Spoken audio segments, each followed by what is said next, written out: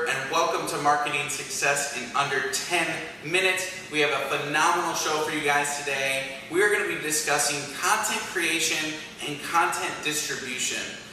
These are two things that are very important, and I think that getting in the habit of these is something that we both take very seriously in our businesses as well as in our personal lives. And one thing that Gary Vee always says is document versus create, and I think it's very relevant for this specific show. Gene, how are you doing today, and how do you feel about all this? Stephen, thanks so much. Always excited to be here, always excited to be on the show. And one of the things today, I'm glad we're talking about this, is content. And the reason why I think I want to talk about it is I've just been kind of discussing content lately quite a bit. And for example, I did this little interview on this platform called IdeaMensch. It's just ideamensch.com.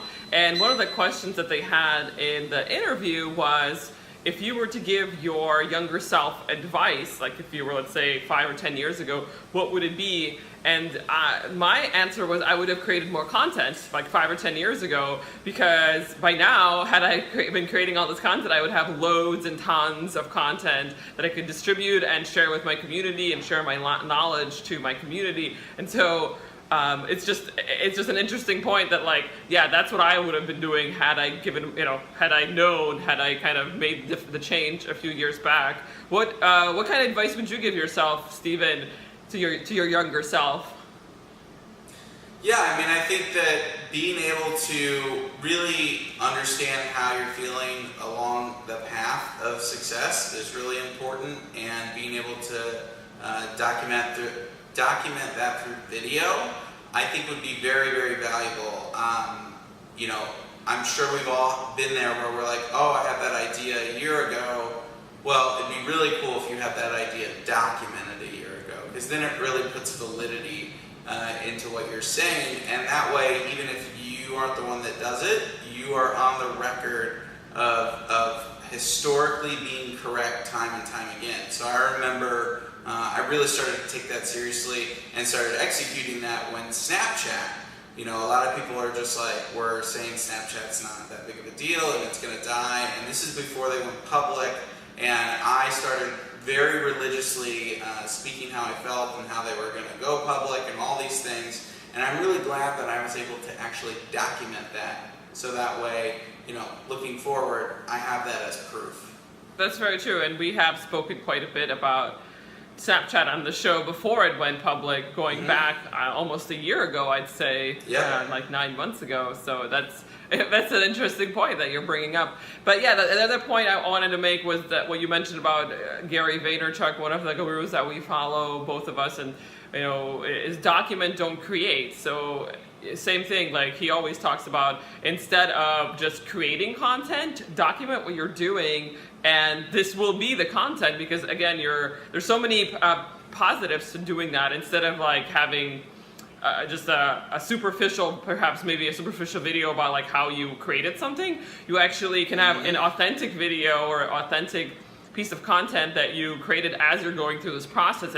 And we see, the audiences see, like, it might not be perfect, but that's because it's normal. Like, you want it, you want things, not everything is going to be perfect all the time. So it's so authentic to just to see the sincerity in the videos or in the process that you're going through. So I totally agree. And I just feel that content is really the way to get across your message right now. Again, things can change in a year, things can change in 5 years, but right now, the way we're talking is that really content is the way to get across your message to your audiences across social media and wherever they're hanging out.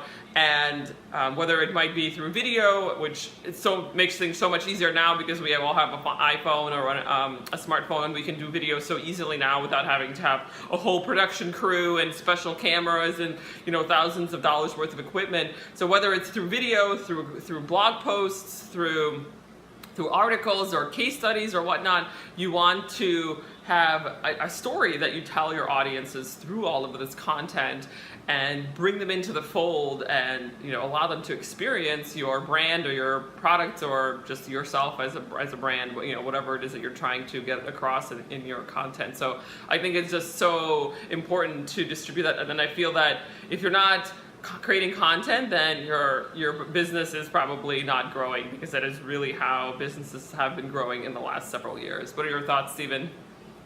Yeah, I think businesses and people, and also kind of going back to what you said, I think it's really important to not have every piece of content that you release be so shiny and polished and perfect. I think people really can relate to you being a real person and understanding that you're not perfect, and I think people like that. I think they relate to that, and it gets them trusting you more as a person, because at the end of the day, no matter what product you're selling, you still need to be able to build that kind of trust and that relationship so that they continue to come back, and so that they also know that you're a human. That's how I kind of look at it, and it's not always easy. There's a mental block that whenever the camera comes on, you kind of start to act a little differently or think a little differently. I mean, that still happens to me sometimes, not because I'm trying to be, not genuine. It's just, I think it's a mental thing that sort of stops you from being who you are. But when you're just constantly documenting the entire situation, then you actually capture real, authentic things, and then you can pull from that and create real, valuable content that you can distribute on your different social media platforms. Yeah, so true.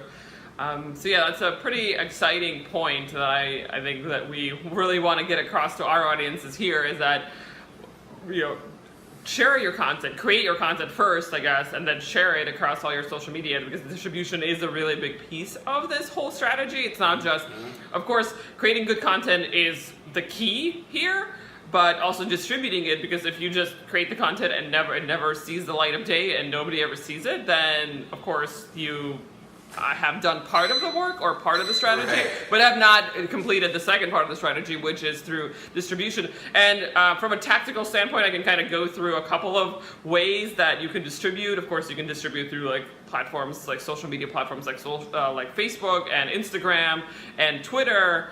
Anything I'm missing, of course, Snapchat. I mean, there's LinkedIn, yeah, of course, yeah. You can use, YouTube. So you can use, of course, the big 5 or 6 platforms out there. And of course, if there are platforms that are specific to your niche, then also, of course, use those, because, of course, we're just talking about the 5 or 6 big platforms. Use email. If you have an email list, distribute your content that way. Create a blog post with the content. For example, most of the time, I use these videos that we create with Steven. I put a blog post, so I have the video and I have some copy around it, talking about, well, this is a video, what would you learn from the video? So also create a blog post around, and again, it could be just written text, written content, or it could be a video plus written content. So yeah, I think there's a few methods and strategies that you can use to distribute your content across different channels. Any other thoughts about distribution, Stephen? Yeah, I just think, in closing, the ideal situation is where you can create a piece of video content and then, exactly like you said, be able to create the other formats, because everybody likes to consume content differently. So I prefer video, but hypothetically, if you liked written, you create the video, but then you're really smart because you create the blog post about it for people that prefer to read. Translate it into an audio file and put it on as a podcast. And again, talking about the different niches, maybe business topics should be left for LinkedIn, and fun selfie stuff should be left for Instagram. Sure. It just really depends. But I'd love to know what everybody else thinks. What are some of the successes and not so successful things that you've done? Are you documenting versus creating? What are your thoughts about it? And as always, I hope everybody has a wonderful day. Thank you so much for being here, Gene. Thanks so much. Yeah, really excited, and hope that our audience has got a few interesting pieces of information about content on this show. See you guys next time. Thanks so much for watching. We hope you'll continue to get involved and join us as we help you find success in your entrepreneurial journey. Please follow, like, and share with others who will find this beneficial. We'll see you on the next episode of Marketing Success in Under 10 Minutes with Stephen and Gene.